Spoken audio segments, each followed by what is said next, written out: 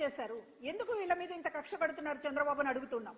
రైతుల మీద, మహిళల మీద, విద్యార్థుల మీద, అసలు ప్రజల మీద మీ ప్రతాపం ఏమిటి అని అడుగుతూ ఉన్నాం. ఇవాళ దానికోసం మీరెన్ని ప్రయత్నాలు చేస్తూ ఉంటే, కూటమితో జతకట్టాం కదా అని చెప్పేటటువంటి దాంతో, బీజేపీతో అండ ఉంది కదా అనే దాంతో ఎలక్షన్ కమిషన్ మీద మీరు అన్ని రకాలుగా ఢిల్లీ స్థాయిలో ఒత్తిడి పెడతా ఉన్నారు. ఎలక్షన్ కమిషన్ ని కాళ్ళు చేతులు కట్టేసినట్టుగా చేస్తూ ఉన్నారు.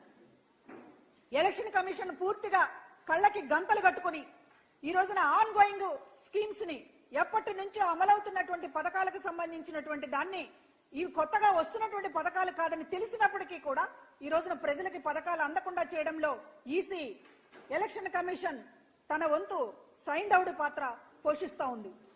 ఈరోజు చంద్రబాబు నాయుడు ఒత్తిడికి, కూటమి ఒత్తిడికి ఈ ఎలక్షన్ కమిషన్ తలొగ్గుతోంది అనేటటువంటి అభిప్రాయాలు ఈ రోజు ప్రజల్లో కలుగుతూ ఉన్నాయి.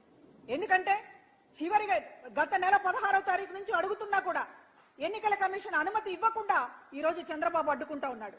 చివరికి జగన్మోహన్ రెడ్డి గారు న్యాయస్థానం తలుపు తట్టాల్సి వచ్చింది. లబ్ధిదారులు న్యాయస్థానం తలుపు తట్టాల్సి వచ్చింది. హైకోర్టుకు వెళ్లి ఈ రోజున మాకు అందవలసినటువంటి పథకాలని అందించండి అని చెప్పి లబ్ధిదారులు అడిగితే చివరికి కోర్టు వాళ్లపైన, పేదలు అనేటటువంటి దానిపైన కనికరపడి ఉన్నటువంటి దాంట్లో న్యాయసమ్మతమే కదా, వాళ్ళకి 5 ఏళ్ల నుంచి పథకాలు అందుతున్నాయి, ఈ రోజు కొత్తగా అందుతున్నటువంటి పథకం కాదు కదా అని హైకోర్టు ఒక రోజు అనుమతిస్తే దానికి కూడా మళ్లీ కాగితాలు పెట్టి ఈసీ ఇప్పుడు ఏం చెప్తోంది ఎలక్షన్ కమిషన్? హైకోర్టు అనుమతి ఇచ్చినప్పటికీ కూడా మాకు వస్తున్నటువంటి ఫిర్యాదుల కారణంగా దీనిపైన ఇవాళ రాష్ట్ర ప్రభుత్వ అధికారులు అంత ముందుకు వెళ్ళడానికి లేదు అన్నట్లుగా వ్యవహరిస్తున్నారు. అంటే హైకోర్టు పర్మిషన్ ఇచ్చిన తర్వాత కూడా చంద్రబాబు, ఆ కూటమి పార్టీలు ఎందుకు ఎన్నికల కమిషన్ మీద ఒత్తిడి తీసుకొస్తున్నాయి? ఏంటి మీ బాధ ఏంటి?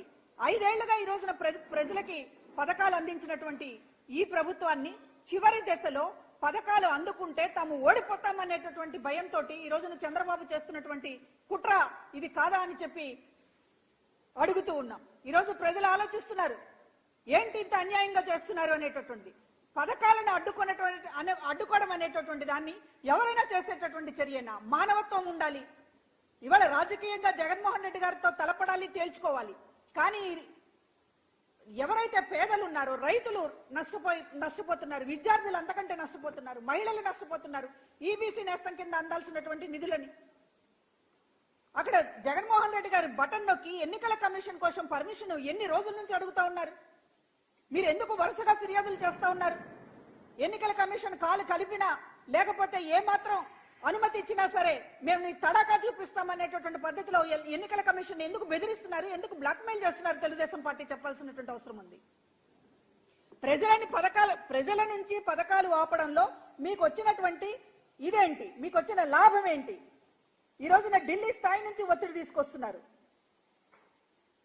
హైకోర్టు తీర్పు నిన్న అర్ధరాత్రి వచ్చింది.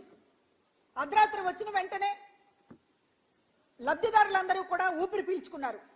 14,000 కోట్ల రూపాయలు ఈ రోజున వారికి అందాల్సినటువంటిది, విద్యార్థులకు అందాల్సినటువంటిది, రైతులకు అందాల్సినటువంటిది, మహిళలకు అందాల్సినటువంటిది 14,000 కోట్ల రూపాయలు ఈ రోజున నేరుగా వాళ్ళ బ్యాంకు ఖాతాల్లో జమ చేయాలని చెప్పి హైకోర్టు అనుమతి ఇచ్చినప్పటికీ కూడా హైకోర్టు తీర్పు అమలు కాకుండా ఈ రోజున ఈసీని బెదిరిస్తున్నటువంటి ఈ పచ్చ ముఠ ఈ రోజు ప్రజలకు సమాధానం చెప్పాల్సినటువంటి అవసరం ఉంది.